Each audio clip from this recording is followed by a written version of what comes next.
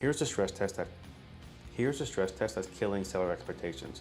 Let me walk you through a real example from a deal. Let me walk you through a real example from the past year that illustrates this gap perfectly.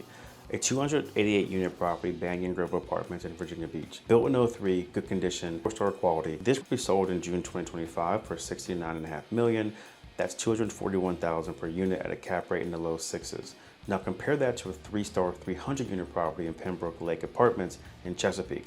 Built in '74, solid B-class asset. This sold in December 2024 for $42.5 million. That's $142,000 per unit.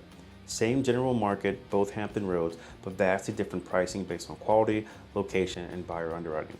Here's the stress test that's killing seller expectations. If you're a 3-star property generating $1.2 million in NOI, and sellers want to price at 5.5 cap rate like 2022, that's $21.8 million valuation. But buyers are underwriting at 6.5 to 7% cap rates. At 6.5, that same $1.2 million NOI supports $18.5 million valuation.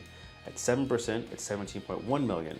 That's a $3.4 million to $4.7 million gap on the same property with the same income. Sellers anchored to 2022 pricing are leaving deals on the table, or worse, they're sitting on the market for 6 to 12 months with no offers. The market has moved. The question is whether sellers will move with it.